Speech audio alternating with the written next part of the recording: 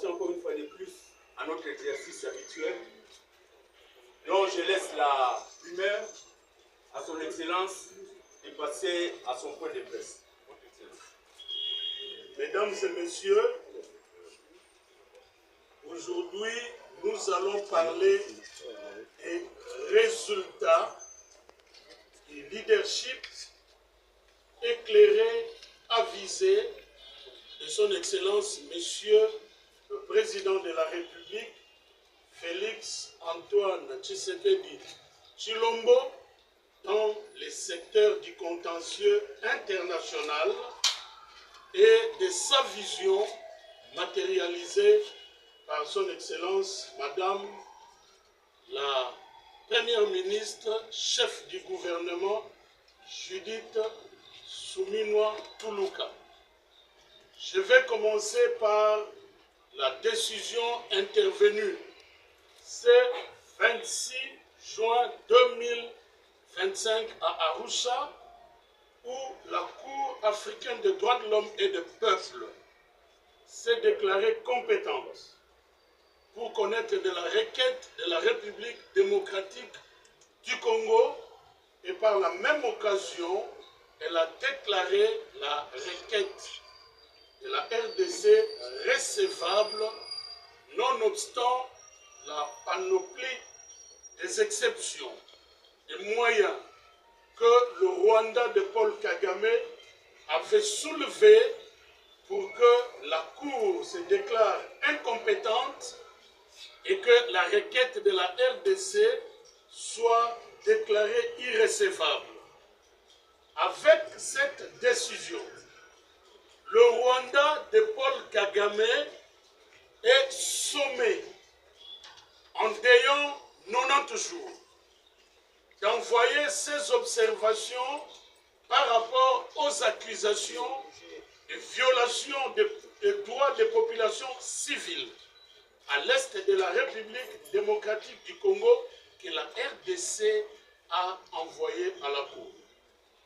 Si le Rwanda envoie ces observations, la République démocratique du Congo aura 45 jours pour répliquer, et alors s'ensuivra la décision finale quant au fond que la Cour va rendre. Je voudrais préciser que cette procédure que nous venons de franchir, cette étape que nous venons de franchir, préjuge dans une certaine mesure sur le fond. C'est-à-dire que si la requête de la République démocratique du Congo n'avait pas avancé de faits avérés, si ces faits ne pouvaient pas être connus par la Cour, cette requête allait être rejetée. Donc nous allons droit faire la condamnation du Rwanda. Cette décision, ces résultats est à interpréter de deux manières. Sur le plan national, c'est une première victoire judiciaire de la République démocratique du Congo grâce au génie, à l'ingéniosité de son Excellence, Monsieur le Président de la République, chef de l'État, magistrat suprême, Félix Antoine Tshisekedi Tshilombo. C'est depuis plus de 30 ans que le Rwanda sévissait à l'est de notre pays devant la Cour de justice, la Cour africaine des droits de l'homme et des peuples, parce que ça traduit maintenant la confiance que les États peuvent faire à leurs institutions, le cas échéant, la Cour africaine des droits de l'homme et des peuples.